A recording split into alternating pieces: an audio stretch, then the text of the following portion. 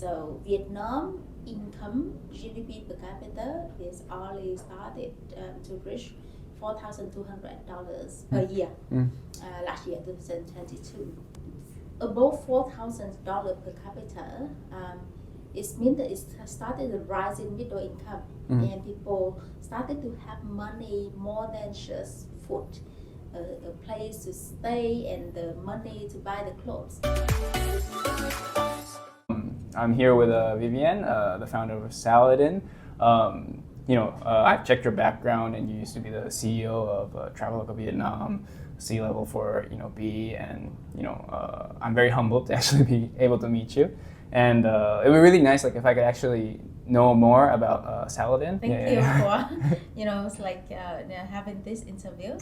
First of all, for the name of Saladin. Saladin means salad insurance. So salad meant is something really healthy, something really transparent, because comparing to a bowl of the soup, it's really hard to know what is ingredient inside the soup, beans and also the meat, chicken, whatsoever. But for the salad dish, you can see really details, like this is the tomatoes, this is the type of vegetables, this is the cheese. So transparency is the fundamental of the trust. So it's maybe that you like me or you don't like me, it's okay, but you trust me because I'm really transparent to you. So that is basic of the insurance as the financial service for the trust. That's where the salad came into the picture for the brand. Of course, salad again also meant that you pick and choose the things that you don't want, and the things that you want, you only pay for the things that you want. So usually the insurance contract will have a lot of coverage, the benefit. A lot of them is not relevant to the customer, so why not take it out? So the customer can do the personalized decisions for what is the best for them. Now, what is Saladin do? So Saladin is a one-stop shop, multi-channels platform for the insurance distribution and management of policy. It's targeted not only to the embedded customers, but also to the standalone big-ticket size products. What I meant by embedded means the products can be really small. It's only 10 cents or to 50 cents or $1, $2, embedded into the big platforms such as a ride-hailing, OTA, online travel agents, or basically e-wallet or digital banking, so on and so forth. So it's kind of seamless, one tick, so the customers can be covered instantly and manage everything in one stop.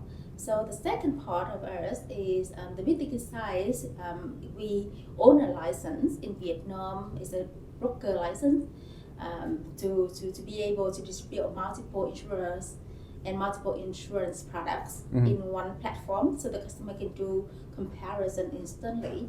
We also have the platform for the affiliate and agency, so that they can use our own so-called platform to refer and introduce the insurance product to their friends network in referrals. So in overall, I think Saladin as an identity is a one-stop shop digital platform for insurance products that serve from online to offline in different channels, whether it's B2B2C, B2A2C, or B2C. Okay. Right. So in the short term, that's Saladin. Yeah.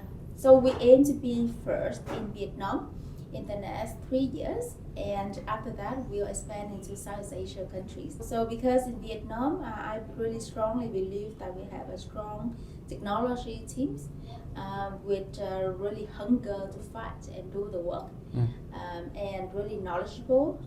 Vietnam used to be known as a country for outsourcing for the tech people.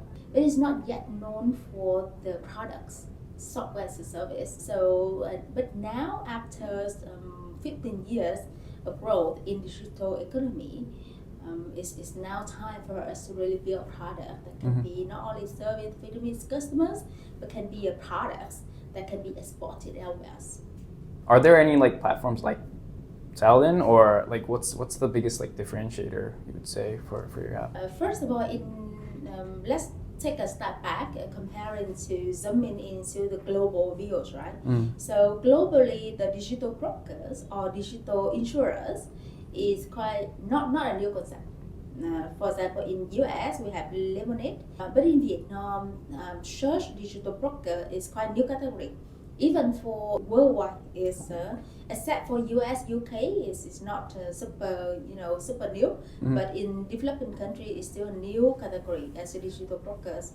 In Vietnam, is really new. So we have different kind of the players in ecosystems. It can be insurer, traditional one that just started to digitalize their process, right, from the core to the front end, right. And the second one is the in digital type of the traditional brokers, or some players quite new in the digital kind of insurtech space. I think the differentiations in Saladin comparing to these players is first of all, I think license. End of the day, it's financial service that is controlled. So let's do that properly as a brokers. The second one is for sure is a technology platform that we have from end to end. Actually, the second one should be the first one. The license is only for serving Vietnam, but the second one is meant for the later part that enable from the core insurance platform connections with the insurers to the go-to market, enable across every single touch point from the searching, browsing for the policy that is fit for the customers based on their need, right? So different people will have different needs and different characteristics, even the cars, even yourself, age, gender, whatsoever. But the second one is a suggested engine that suggested what is best for you. The third one is after you interested in the package and enter some information over there. You can pay online instantly, and the policy can be sent to your email, SMS instantly, and you can manage everything within the app. Yes. So search end-to-end platform connected through API with insurers, and even including some case that is O2O, online to offline. In Vietnam, I haven't seen yet. There are some international players. I think they have that, but it's for the international market. It's not yet in Vietnam. And last but not least is we have a strong customer experience excellent team who serve the CS, operation and claim. One thing I thought was really interesting is that so insurance is, I guess, pretty rare in like Vietnam, like having insurance. I really want to know like why it hasn't still matured the market. So I think various reasons have been researching these topics quite a lot. In my hypothesis and assumption and view up to today, there are some of the key reasons. First of all is the money. So Vietnam income GDP per capita is already started to reach $4,200 per year last year, 2022. So comparing to Singapore, I think it's like 79,000. India is like less than 4,000. Indonesia is like 4,700 something per year. So above $4,000 per capita, it means that it started to rise in middle income, and people started to have money more than just food, a place to stay, and the money to buy the clothes. So it's only after you fulfill the basic need of the living, right? Then you start to demand a little bit higher, like better food, bigger house, more furniture, so on and so forth, and something to fear to protect, whether it will be your health or your children education in the future, or your cars. So is the Vietnam is rising income will be I think first is bottleneck, and now I think it started reaching the point that people demand more. So that's first. The second one is related to the digitalization of the insurers, either based on the demand and based on the regulation. So in the past, for example, the vehicle insurance for the compulsory one, the law for the compulsory insurance, third-party liability for the cars and for the bikes, even if it's only $3 to $30, you still have to let's print this paper, sign it, and sent to you, right? So if anything that is not paper-based hard copy, that is not legal, so it's not accepted. Okay. It's because of the COVID-19. Therefore, after 2 years or something, then the people, then the insurers cannot sell anything. People don't move, right? Cannot move, and also it's like, if everything has to be paper-based, how to do? And based on because of the COVID-19, then therefore it's like the Ministry of Finance feel more urgent to pass a law that effective on the 1st of March 2021 that say, hey, electronic certificate is okay. Oh wow. Okay. It's illegal. So the regulatory framework has to be something as well. The fourth one, the realizations of the tools available to distribute the products to the market. So currently it's still not yet there. So the current process of the back and forth paperwork usually quite make the productivity to sell one contract and earning let's say $100 is really hard, and it takes really long time. So I think the network agents who kind of help to enable the distribution now reach a certain tipping point that they cannot do such a low level of the work. So you need to describe and bring in something new to them so that they feel, oh, this is better. Yeah, so I think to me those are the top 3 things. So did you decide to found this company because of like the change of the regulation, or does that matter? Yes. Oh yes. I think the reasons to open the company can be from the personal, also practical, right? Yeah. Personal as after reaching some certain level of the C-level in previous 15 years of work experience, I think title and money can gone after you pass away. And what makes more interesting is to minimize the risk of regret that you haven't experienced something that you want to do in life. And what I want to do in life is more experience of something innovations and more impactful. What is innovative and impactful? At that time, 2018 and 19, I didn't know yet for sure what is it, but I see cases that my friends around and also the people have cancers that pass away, and also pay a lot of money using the direct cash and borrow to pay for the hospitalization. And then also the COVID-19, some people pass away and live in the family's emptiness, no more money. So I felt all of this that is more uncertain. So we need to disrupt that with some protection solution that is fit for their budget and personalized for their case. Speaking of your like personal journey, I believe you learned the customer's needs from like working at Traveloka and B for like insurance related products. Yep. So a lot, like usually when people say about what is the challenge in this industry, people say financial literacy, tools, process, whatsoever, as a generic things. But then if you are in the industry, you will realize that the different type of insurance products will have different challenge and opportunities. So for example, for the car insurance, everyone needs that if they have the cars. Right? Because first of all, it's compulsory.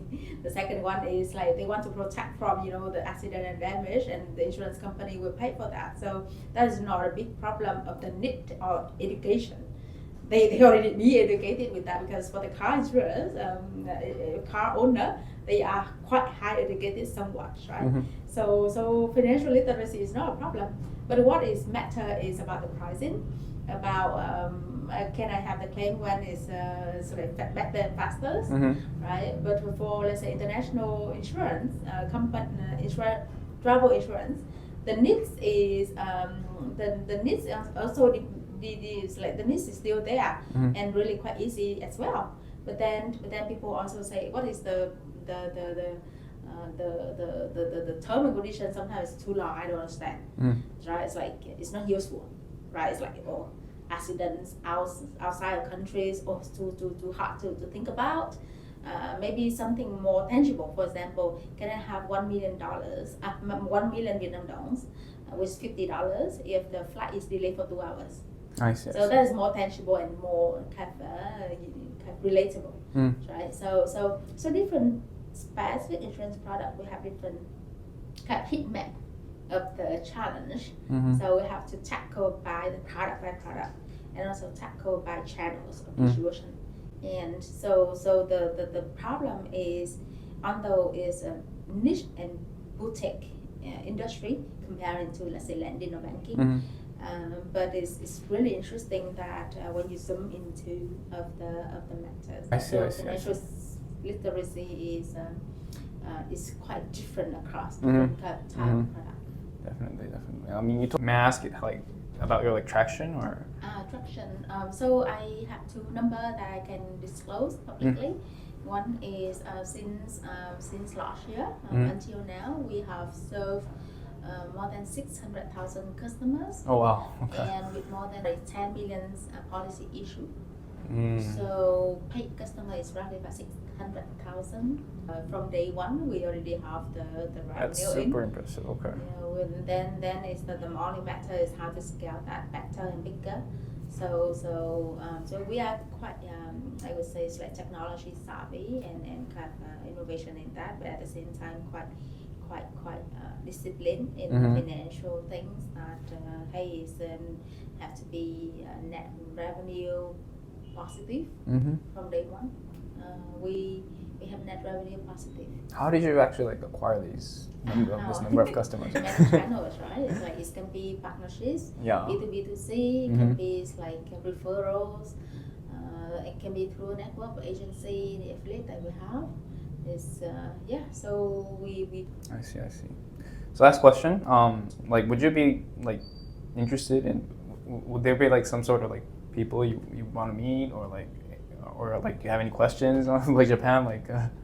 Okay, yeah, thanks for the questions. Definitely yes. As I mentioned, when I stay in Singapore and work in Singapore, I used to work and deal with the Japanese counterpart. Yeah. As as a clients and partners, and I love basically working with them as a partner, right? So definitely yes. Traveling for personal fun. So actually, I keep telling to my friends that in the world I travel quite a lot of countries, but if any countries I want to revisit, Japan is the first choice. Really? That I will want to revisit as a leisure, and also see look and learn about his story. So somehow Japan has its own kind of attractions that quite unique.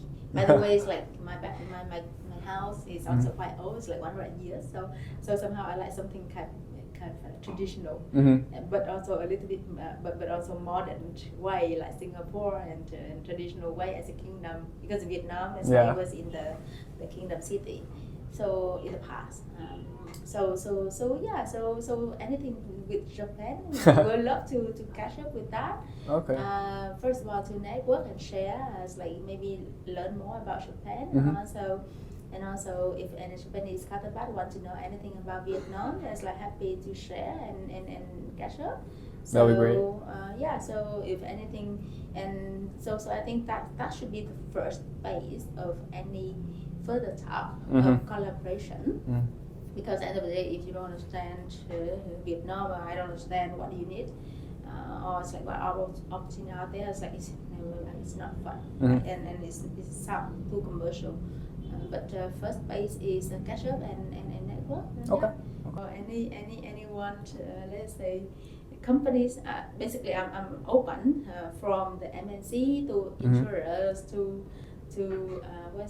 startup in Japan, or basically fintech company in Japan, to also learn from what is fintech in Japan, right? All right, sounds great. Yeah, so I'll put your contact on the description if that's fine. Yeah. Okay. So feel free to please contact. Thank you so much for your time. Welcome.